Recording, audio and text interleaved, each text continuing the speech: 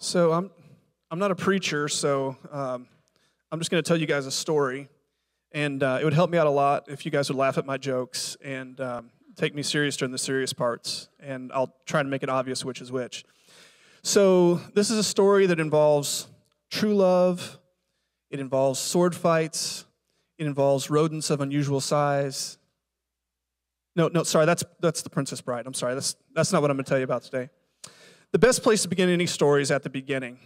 So I just want you to know, a lot of people have a birth story. They have a story of how they were born. I've always had an adoption story.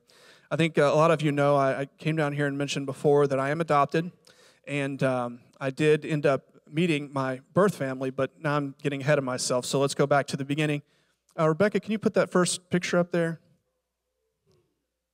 That's exactly what I was hoping for.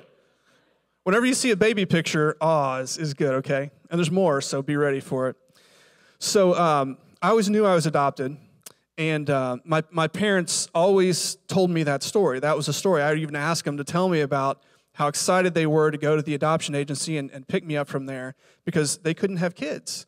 So they always wanted kids. My mom was even a social worker, so she was around kids a lot. She dealt with a lot of kids, and they never could have kids. So when they found out that they could adopt me, they were super excited about it. They went to the adoption agency, picked me up. So that was always my adoption story instead of a birth story.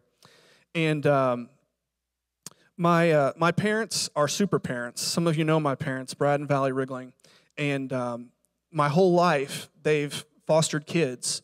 And they always had one rule, that they would never have any foster kids older than me. I was always the oldest in the family. And I always thought that was kind of cool. We throw the next photo up there. So these are my parents. That's me back when I was skinny. And I picked this picture because my sister, who normally doesn't look like that, she looks really stupid in this picture. So that's why I picked that one. There's much better photos of her. If you go out to my Facebook page, you can look her up. She doesn't normally look quite that goofy. So she's 2 years younger than me. She was the adopted sister. She was adopted from another set of parents, so we weren't actually related. But I grew up with her. And then, like I said, there's always foster kids around too. And a lot of those foster kids were with our family so long that I still consider them, they were mostly boys, I still consider them brothers to this day. They come to Thanksgiving, they come to Easter. We still see them. We're friends on Facebook. And, you know, their kids are my nieces and nephews. I mean, it's crazy how you can blend a family like that just from being around each other. And then after I graduated high school, I told you my parents were super parents. They adopted 2 more kids. So I've got 2 brothers that are much, much younger than me. In fact, I've got one brother that is only a year older than my son. So he's got an uncle that's just 1 year older than him, which is pretty cool. My home growing up is a great Christian home. My parents were great Christian parents. Went to church. I was involved in youth group. Went to church camp. In fact, 1 year at church camp is where I decided to get baptized. And I waited until I got home to get baptized. And we had a swimming pool at our house, so I decided to get baptized in our swimming pool. And I don't know if any of you know Bob Melton. Does that name ring a bell for anybody? If you don't know Bob Melton, he used to go by Big Bob, okay? Big Bob Melton. So this is the man that baptized me.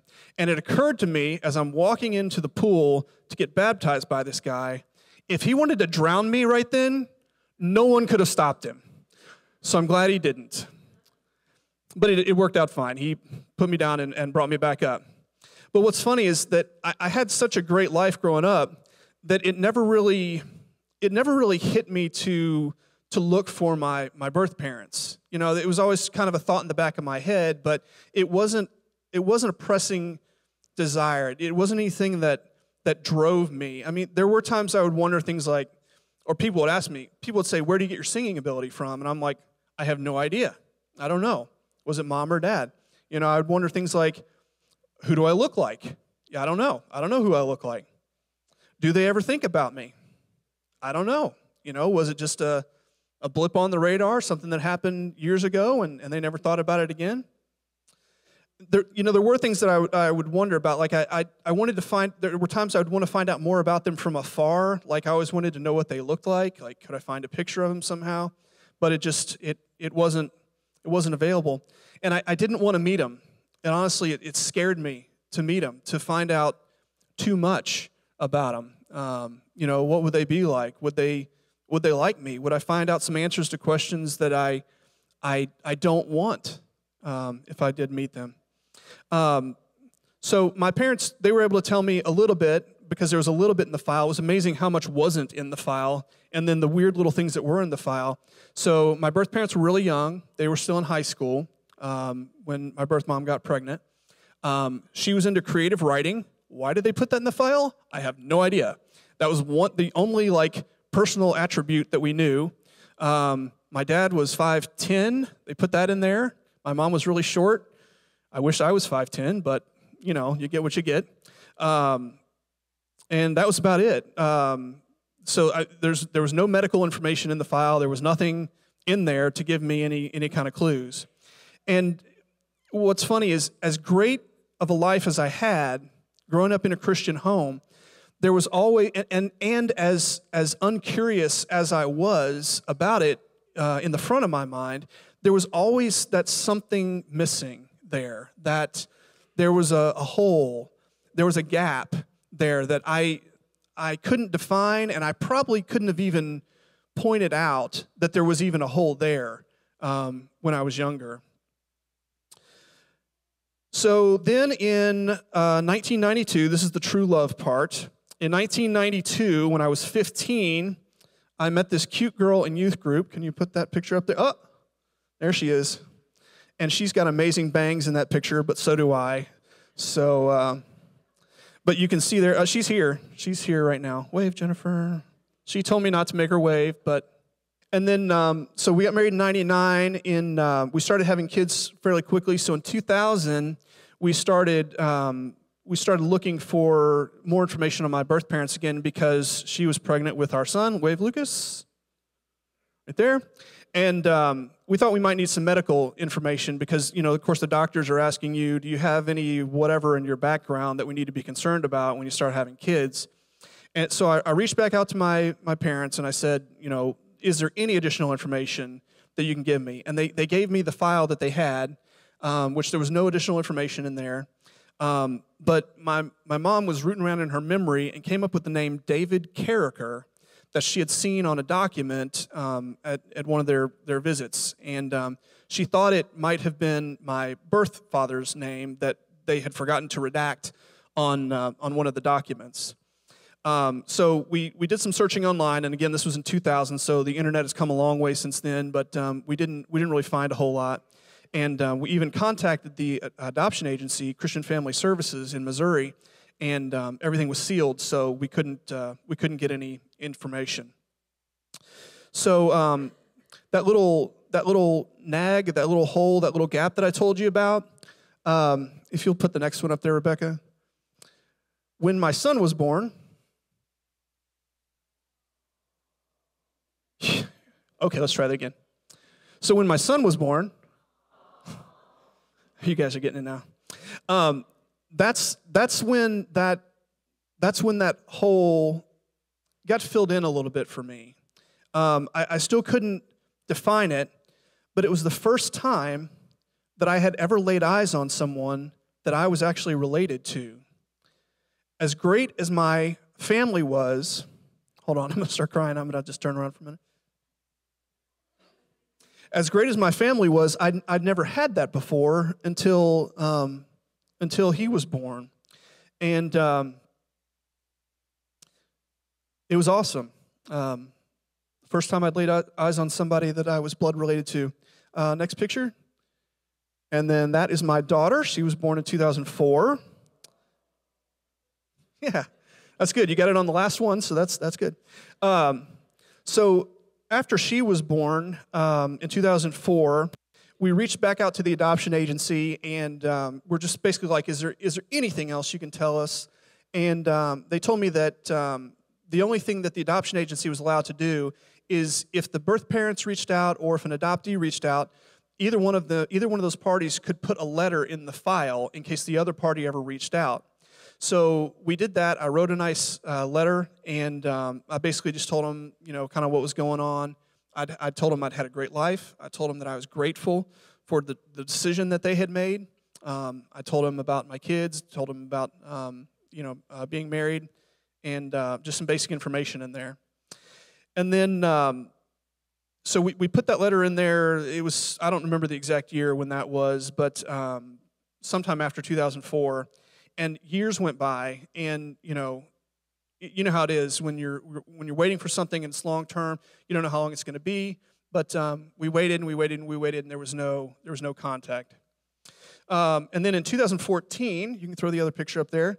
We actually went to St. Louis on vacation and went by the adoption agency just to see if being there in person might get us a little further. And the lady in the scarf there was the social worker that worked my case. She was still there, and I got to meet her when we went in to visit. And what's funny is she remembered the story. One of the only other things that we knew about me being born was that I was born in a car. She remembered that story. She remembered my birth mom, and that was all she could tell me because that was all she was allowed to tell me. So that was cool that I got to meet her, but it was another layer of frustration here that now I'm standing face to face with somebody that, that was years and years ago, but that she could give me some information, but she can't give me the information.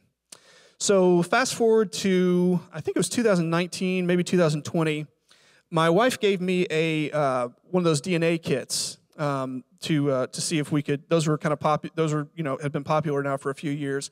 She gave me one of the DNA kits, and just basically for health reasons. Like we said, we didn't know anything about anything that runs in the family. I don't even know if, does baldness run in my family? I don't know. Am I going to lose all my hair? I don't know. You look good, Carl. So we got it mainly for health reasons, and part of me was kind of hoping too that some relative would show up that could lead me back on the path to my birth parents. And when I did get the results back, there was all the health information, but there was no one that had taken a DNA test that was closer than a second cousin, and it was just too far removed to track anyone back. I didn't find any connections to any birth family as far as I could tell from that. But that did spark my curiosity, just having that information and kind of getting into it in earnest. And the internet had come a long way. So while we were looking for that, I joined a couple of online groups for DNA called DNA Detectives, things like that. I even joined one that was called the Character Group, and it had all these different spellings of character. And I thought, maybe somebody will remember that story. Maybe somebody will be like, 1976, kid born in a car, maybe they'd remember that, but I didn't have any luck there either. And then Jennifer actually found online something that changed the whole game. And if we'd been looking sooner online, we would have found this out sooner. But in 2017, Missouri changed the adoption laws so that adoptees could have access to their original birth certificate by submitting a request and basically providing any information that they had to help them search. The only caveat was if the birth parents had reached out, there was a period where the birth parents could reach out and say, absolutely not, I don't want any contact here, and they could do that. So we went online, filled out the paperwork. You had to send in a $15 check because they had to do some research, digging through all these old paper files. And then the only thing I could tell them was my birth date and that I was born in St. Charles, Missouri. So we sent that in and then waited. It seemed like forever. It was really about 2 weeks. They got back to us pretty quick, but it seemed like forever. I got an envelope from the Missouri Department of, we looked for your birth certificate. I don't even know what the department was called. But anyway, so I get the envelope. I run in there to Jennifer, and I said, it's here. Here we go. I'm super nervous. What am I going to find out? Open the envelope slowly, take out the piece of folded paper, open it up. Thank you for your submission. We received your $15. We're looking into it. So we waited some more, and I think it was another couple weeks after that, I got another envelope from the department of whatever that came in, and this time I was kind of like, did they just send me another form or something else saying we couldn't find anything? I opened it up, not quite as nervous, unfolded the piece of paper, and it was my original birth certificate that had my original name on it, my birth name on it. It had my mom's name on it. It had the fact that she was 17 when I was born, and it had an address on it for where I was born, which I thought was pretty interesting. But before I get to that, what was crazy was the name David Carricker. The reason I couldn't find David Carricker was because I was looking for myself. My birth name was David Jerome Carricker. So that's why there wasn't anybody out there to find around the right age out there, because I was looking for me and looking totally the wrong age. Also, I looked up the other bit of information fairly quickly, which was the address that was on there, knowing that I'd been born in a car. And Google Maps, you know, it starts off kind of far away. You zoom in. It was a Steak and Shake. It was a Steak and Shake. So I was like, that's why I like Steak and Shake so much. I was born in front of a Steak and Shake. I started looking online for my birth mother. That was the only information I had. The birth father's name wasn't even on there. And her full name was Teresa Diane Carricker.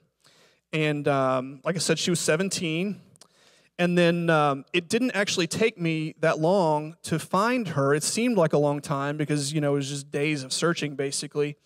And I found an old Pinterest profile of hers that actually had her maiden name, Carricker, on there. She had gotten married, and her name now was Burroughs. And also, it was complicated by the fact that she goes by her middle name, Diane. So I happened to find something that said Teresa Diane Carricker Burroughs on there, and it had a picture of her on there. So after searching for so long, I was fairly certain I had finally laid eyes on a picture of my birth mom. So that was pretty cool. And this is the part where it got a little bit sensitive because I didn't, as much as I wanted to find out about my birth parents, I didn't want to do anything to hurt or upset my parents that had raised me my whole life. Also, I didn't, when I did reach out to my birth parents, I didn't know what, you know, if their current families knew about me, if there was any information out there about that, if this was some deep, dark secret. So I had to tiptoe a little bit around both sides of the family. And when I reached out to my family that I had grown up with, they were very encouraging. They were behind me 100%. They understood, you know, that I wanted to find out this information, and that was awesome to have that support. And then I took some time to craft a message. You can throw that up there. I took some time to craft a message. Can you guys read that? I'll read it to you. On Facebook, because it was the only way that I could find them. I actually found my one of my brother's profiles first, where Diane Burroughs was mentioned, and then found the Facebook profile, and also found one of Diane's sisters. And I sent this message to both of them on Facebook Messenger. And if you guys are familiar with Facebook Messenger, if you're not friends with somebody, you don't get a notification that you got a message from them right away. You get some sort of notification that says, someone you don't know is trying to reach out to you. And, you know, most people are like, nope, not answering that. But anyway, I sent it out to both of them, and it said this. Hello, my name is Daniel Rigling, but I was born David Jerome Carricker on July 22nd, 1976 in St. Charles, Missouri. I was adopted through Christian Family Services to a wonderful family, Brad and Valley Rigling. I've always known I was adopted and have always been curious about where I came from. I apologize if you are not the Teresa Diane Carricker from Wentzville, Missouri that's listed on my birth certificate, but I'm hopeful that you are. Missouri recently changed the law, so I was able to request my original birth certificate. I know this is totally out of the blue, so if you do not want to have any communication with me, I understand. But I wanted you to know that I love you for the choice you made to give me up for adoption. I know that cannot have been easy. I have had a wonderful life and will always be thankful to you for that. I'm now 44 years old, married my high school sweetheart, and have 2 kids of my own. We live in Owensboro, Kentucky. I love music, singing, reading, and traveling. I always did well in school and have a great job working for a major national bank. I would love to communicate with you more if you are willing, but I certainly don't want to blow up your life. Have a great day. I figured I might have one chance to say what I wanted to say and needed to say, and wanted to make sure that I put in there that I was grateful for the decision that they made. And I actually, a few days later, and like I said, I didn't even know if they were going to see that message. If they didn't get into that other weird little section of Facebook Messenger and look at it, then it could have just sat there for forever. But her sister reached out to me and said, I want you to know you do have the right person. And I called her and told her about the message that you sent this morning. I talked to her, and she needs a little bit of time to process it, which, I totally understood that. I was thrilled that I'd found the right person. All these years, all that detective work, I'd finally found her. And if at that point, if she didn't want to have anything to do with me, at least I got to see, a picture of her and find out a little bit about her just from what you could tell on Facebook. I thought it might be a while.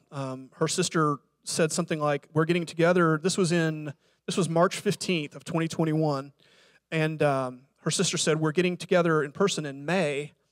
She hasn't reached out to you by then. Then I'll talk to her about it then." So I was like, May. I don't want to wait till May. But at that point it had been 44 years anyway. So if I had to wait a couple more months, then that was fine. But what was funny was that I heard back from her sister, I think 2-3 days later from when I sent my message. And then I got a message back from Diane that was actually on, I can't see that there, the 18th. So I sent my message on the 15th, thought I was going to have to wait till May. She sent me one back on the 18th that said, "Hi, wow. I never expected this day to come, but here it is. I'm married since 1978, and I have 2 more children and 8 grandchildren. None of them know about you, but soon they will. My sister called me this morning and told me you were looking." So now I'm talking to my mom. So that was really neat. And we talked back and forth on Messenger a lot after that. And it turns out her husband did already know about me, but neither of her kids did. But she went, that day that she sent me that message, she told both of them about me, and both of them reached out to me on Facebook like almost immediately.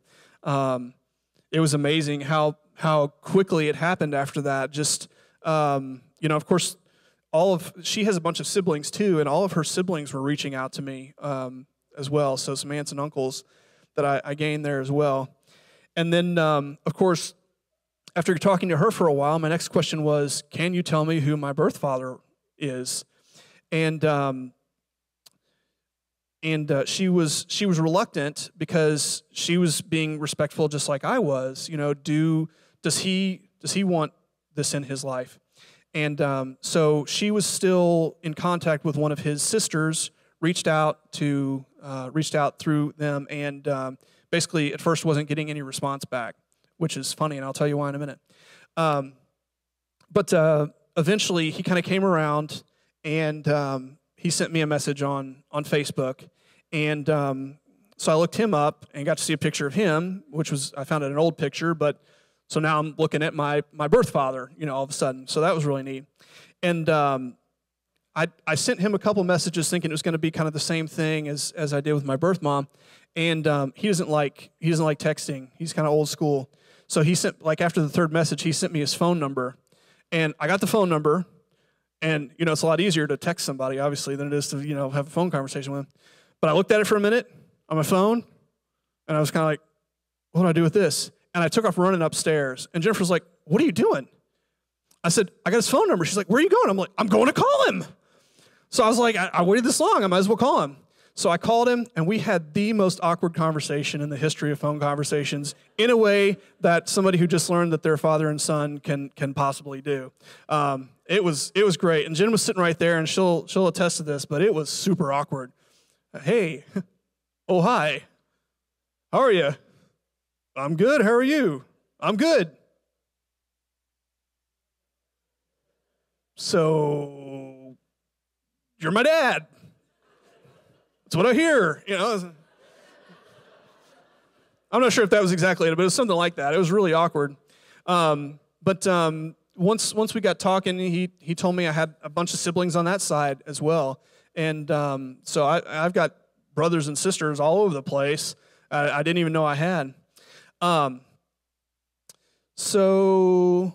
see. So a couple months later, after chit-chatting back and forth, I was able to go meet my birth mother and her husband. We went and met in St. Louis, and you can throw that picture up there. This is when we met. We actually met at a neutral location at a hotel, and when she walked in, I said, long time no see, and she said, you were a lot smaller the last time I saw you. I think she was just being funny, but I didn't know if it was a fat joke or not, because I didn't really know her sense of humor yet, but she was just being funny. And then you can throw the next one up there, please. This is my brother Aaron and my sister Jessica. And if you guys know my daughter Haley, her and Jessica look a lot alike, except for the red hair. And of course, I'd seen pictures of them by this point online. So if you throw the next one up there, this is how I showed up to the meeting. I don't know how I didn't get the red hair, but I did wear the wig there. And when I got out of the car from afar, one of my uncles thought it was Jessica getting out of the car, which that was pretty funny. And then so we got together. I got to meet all my my brother and sister and all their kids and everything. So that was really neat. And then a couple months after that, I got to meet my birth father and his wife. And I think we're in front of an Applebee's there. We were having some good appetizers and stuff. And Haley's an expert at selfies, so if you ever need a selfie, Haley can do that, group selfies. So I got to meet them too. And both sides of the family welcomed me with open arms. It was really neat. They welcomed my whole family into their family, and it wasn't weird or awkward at all. It was amazing. So I gained this whole other family that I didn't even know that I was missing. And I know not everyone's lucky enough to not have just one, but several awesome earthly families, but I'm that lucky, you know, and it took 44 years for it to happen, but it did happen. So some things that I found out, the address where I was born for my birth certificate, when I looked it up and it was a Steak and Shake now, it was a Steak and Shake in 1976 when I was born. So that Steak and Shake's been there a long time. I was born, I did go there and got a picture in front of it. And I asked my mom, I said, did you actually stop at the Steak and Shake, you know, and get a shake or something on the way to the hospital? I don't know. But no, we were just in the street in front of the Steak and Shake, and I guess when they got to the hospital, they said, approximately where were you, you know, when the baby was delivered? And I guess they said, we're in front of Steak and Shake. So that's the address that ended up on the birth certificate. And I know some of you car guys are out there wondering, it was a 1976 baby blue Dodge Dart.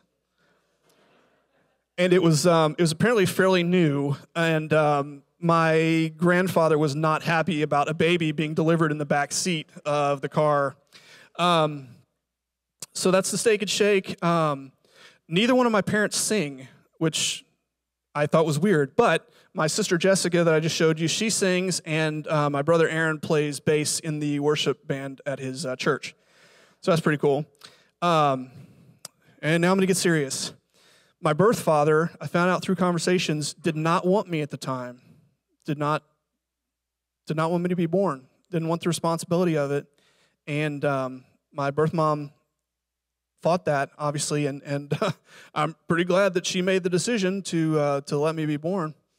But what was funny was that when I met him, he was way more emotional than my birth mom was about it. And in fact, every morning, I get a text from him. Every morning. We love you all. We hope you have a great day. Every morning, I get a text from him. So it's crazy how your life changes. And I encourage you to think about short-term decisions becoming long-term decisions. Jerry, that went really longer than I thought I was going to. I apologize. So that hole that I had all those years, that gap that I had in my life that I didn't know what would go there, what would fill that hole. What's funny is that it turns out, if you'll put the next slide up there, I look a lot like my father. I didn't know who I looked like. But it turns out I look a lot like my father. And I'm glad he's a good-looking guy. But it turns out that, and here's my testimony. It turns out that a lot of people have a hole in their life. There's something missing. And a lot of times you don't know what it is. You don't know what to fill it with. So people will fill it with other things. They'll fill it with drugs. They'll fill it with sex. They'll fill it with money. They'll fill it with shallow friendships. They'll fill it with their own truth. That's a popular one these days. I know you guys know what I'm talking about, and it's been dubbed the God-shaped hole that's out there. So I'll say this to you. A good first step to fill that hole is to realize that we look a lot like our Heavenly Father. If you don't know where you come from and you don't know where you're going, turn around and look at your Father. He's standing right there. He wants to have contact with you, and it's you that's putting him off. It's you that's not filling that hole. You filled it with something else. I've got proof that we look like our Father. Genesis 1:26-27 says, Then God said, Let us make man in our image, after our likeness, to rule over the fish of the sea and the birds of the air, over the livestock and over all the earth itself, and every creature that crawls upon it. So God created man in his own image. In the image of God, he created him, male and female. He created them. Male and female, that's a whole different talk, right? Also, he knows us before we're born. Before we're born, he knows us. Jeremiah 1:5, before I formed you in the womb, I knew you. And before you were born, I set you apart and appointed you as a prophet to the nations. If you're a Christian and you vote for someone that believes in abortion, you are not voting what the Bible says. Okay? Abortion was available in 1976 when I was born. It could have happened to me. It didn't, and I'm thankful for that. Before you are born, God knows you. You are somebody. You have a spirit. You're not a blob of cells. It's a real baby in there. He loves us in a way we can't even understand, and he reaches out to us every day, not in a text message, but he reaches out to us every day in multiple ways just to let us know that he loves us. It can be scary, like Pastor Jerry said last week, it can be scary to give up the worldly things. We're afraid we're going to miss out on something. We don't want to put God in that hole because that's not what my friends are doing, you know? We don't want the world to look at us like we're crazy. But when we empty ourselves of those things and fill that hole with Jesus, we gain a Father we didn't know we were missing and gain a church family that we didn't know we had. Thank you.